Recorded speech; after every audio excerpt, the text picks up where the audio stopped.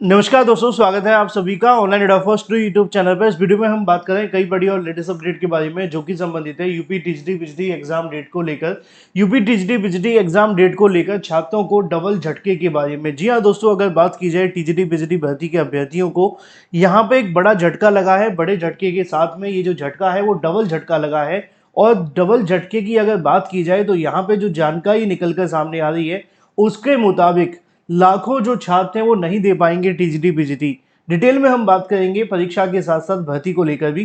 Channel को subscribe करके bell icon को दबा लेना और वीडियो को लाइक कर देना, जिससे कि आपको रियल ऑथेंटिक जानकारी ऑनलाइन अडाफो स्टडी यूट्यूब चैनल के माध्यम से मिलती रहेगी।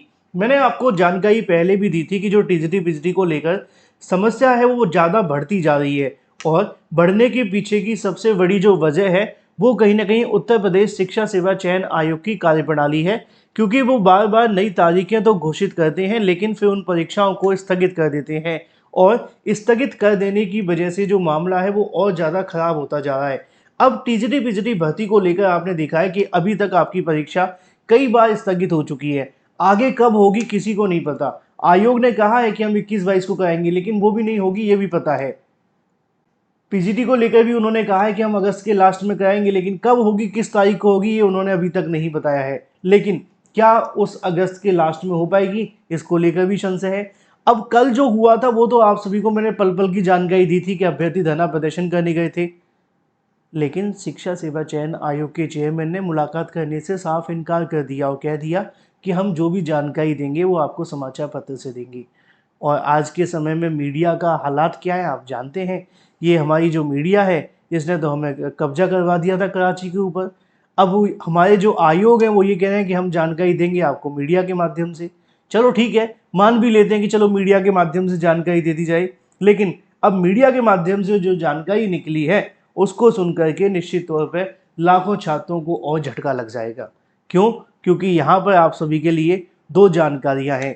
पहली जानकारी है टीजीटी पीजीटी परीक्षा को लेकर, और जो दूसरी जानकारी है वो है लाखों छात्रों के लिए जो टीजीटी पीजीटी नहीं दे पाएंगे। मैं आपको एक एक करके बताऊंगा जिससे कन्फ्यूजन बिल्कुल ना हो।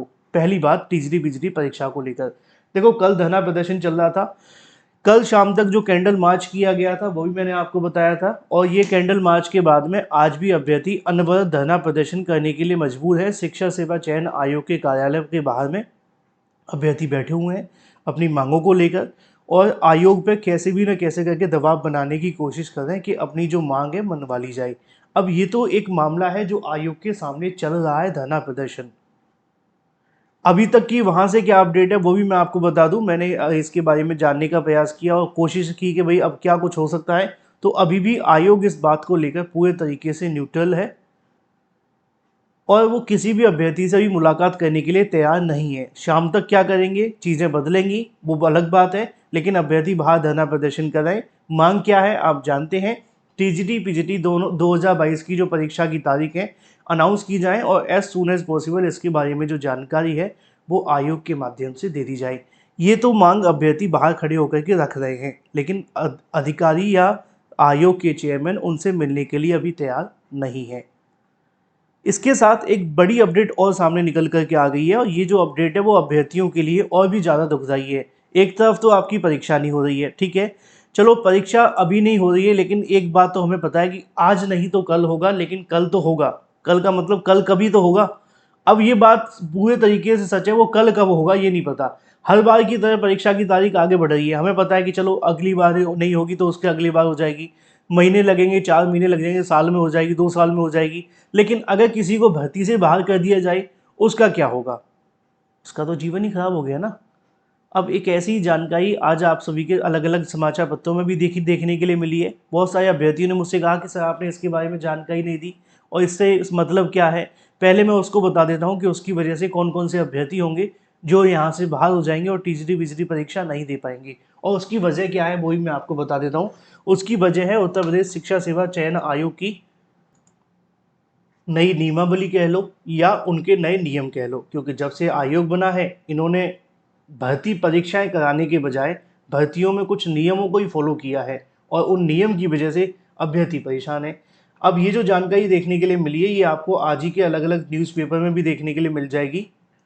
अभ्यर्थियों को उम्मीद थी कि चलो आयोग से कोई खुशखबरी मिलेगी परीक्षा को लेकर, लेकिन समाचार पत्र में तो एक और झटका मिल गया है। ये लिखा हुआ है यहाँ पे आप देखें, राजकीय विद्यालयों में भर्ती को लेकर नियम नियम सहायता प्राप्त स्कूलों में किया गया मान्य।